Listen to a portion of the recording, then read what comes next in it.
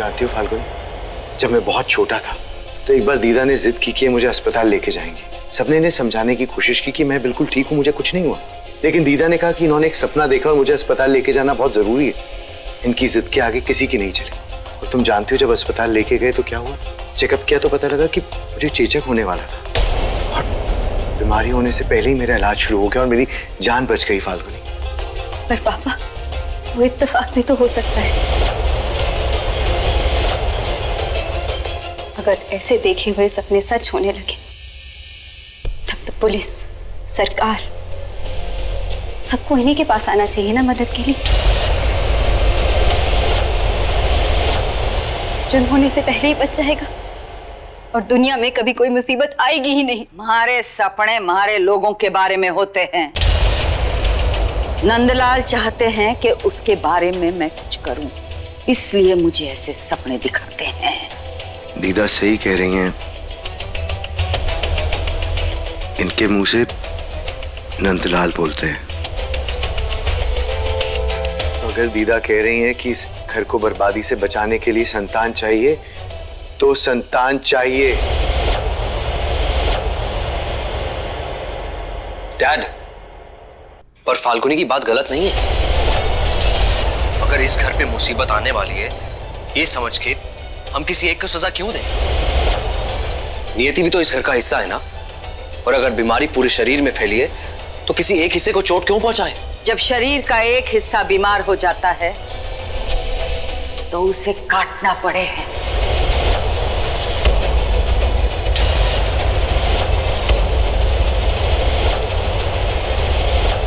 नियति अपनी मर्जी से गई ताकि विधान के लिए दूजी शादी करने का रास्ता खुल जाए। वो आपसे किसने कह दिया कि मैं इस रास्ते पर चलना चाहता हूँ? नंदलाल चाहते हैं कि तुम इस रास्ते पर चलो, वरना उन्होंने नियति को जाने से रोक दिया होता। ये मत भूल कि बिना ऊपर वाली की मर्जी से पत्ता भी ना हिले। अगर आपकी नजरों में ये भगवान की मर्जी है बुआ जी, तो मैं उनसे भी लड़ जाऊंगी।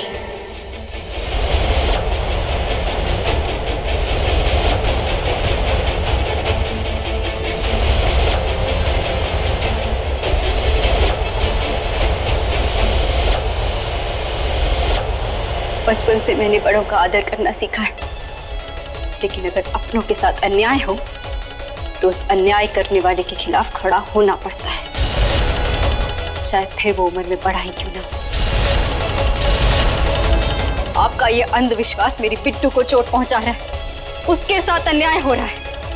इसके लिए मैं आपके विरुद्ध जरूर जाऊंगी। बस फाल्गुनी,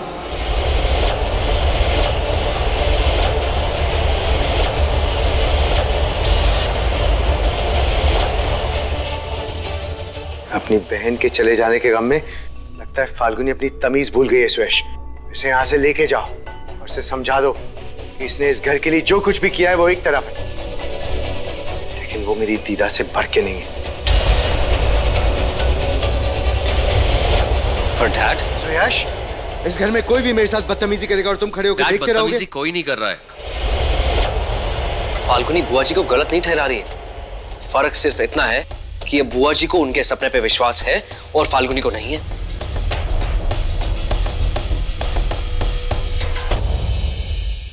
खैर, इस वक्त बिट्टू का घर आना बहुत जरूरी है। छोटे, तू चल मेरे साथ।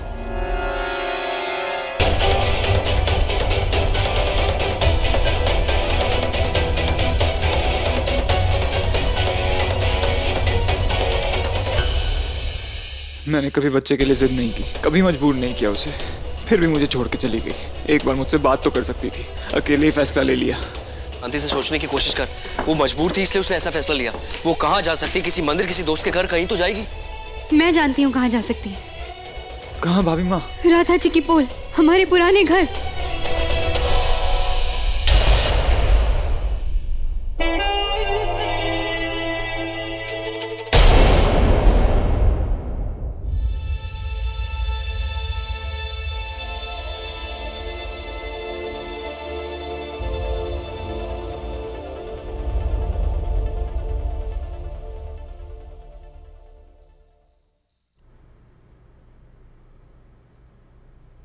फाल्गुनी की तरफ से मैं आपसे माफी मांगता हूँ दीदा।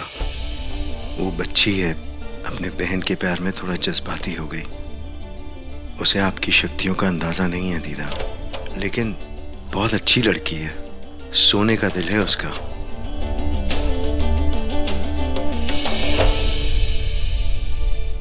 वो जैसी भी है, घर की भलाई में हमारे रास्ते में आएगी, तुम्हारे क्रोध से बच नहीं पाएगी। फाल्गुनी को माफ कर दीजिए दीदा। सच कहूं तो नियति भी मेरी बच्ची जैसी है। मुझे उसके घर छोड़ के जाने का दुख है, लेकिन आप ठीक कह रही हैं।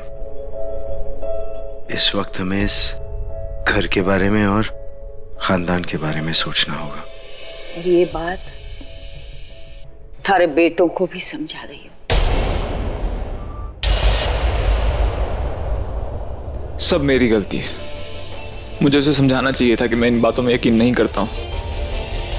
अभी हमें अपनी जिंदगी में बच्चे की जरूरत नहीं है, पर पता नहीं उसके मन में क्या चल रहा था। नहीं विधान, तुम खुद को दोष मत दो। मैं जानती हूँ तुम उसके लिए कितना बड़ा सहारा हो, वरना वो गोवा वाले एक्सीडेंट के बाद खुद को संभाल नहीं पाती। तुम उसकी जिंदगी की मुस्कान हो विधान। देखना, जब वो मिलेगी ना तो तुम अच्छे से उसे समझा पाओगे। बस एक बार वो मिल जाए भाभी माँ।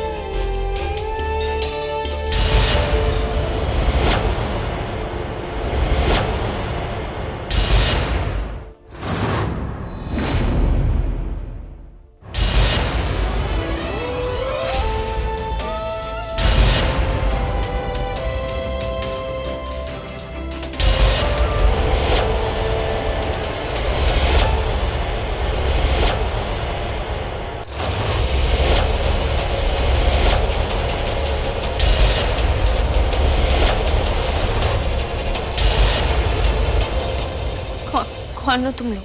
ये जगह आपके रहने लायक नहीं है भाभी जी। हम आपको यहाँ से एक महफूज जगह ले जाने आए हैं। हेलो मैडम जी। मैडम जी, उसे लग रहा है ये जगह बहुत महफूज है। मैडम जी, की चाल चली है आपने। नियति भागी अपनी मर्जी से, मिलेगी आपकी मर्जी से। अब काम मैंने जैसा कहा है वैसा ही होना चाहिए, और जल्दी से निकलो वहां से, इसके पहले कि सुयश, विधान और फाल्गुनी वहां पहुंच जाए। बस हमारे आदमी बाहर आते ही होंगे। चलिए भाभी जी, मैंने कहा चलिए।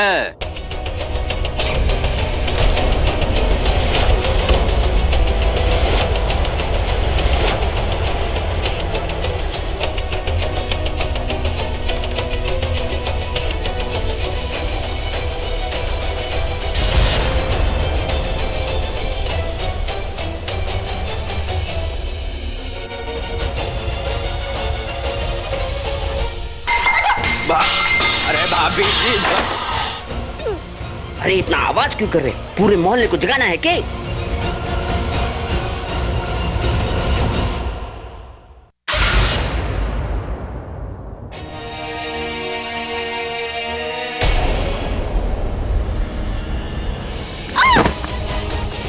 छोड़ो, छोड़ो मुझे।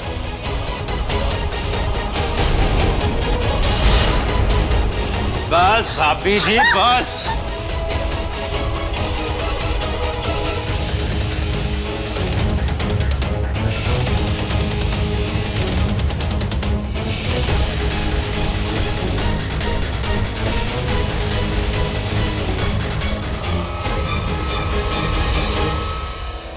मैडम जी, काम हो गया है, टेम्पो निकल रही हो है।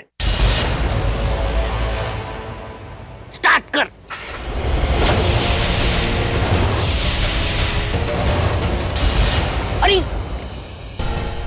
टेम्पो?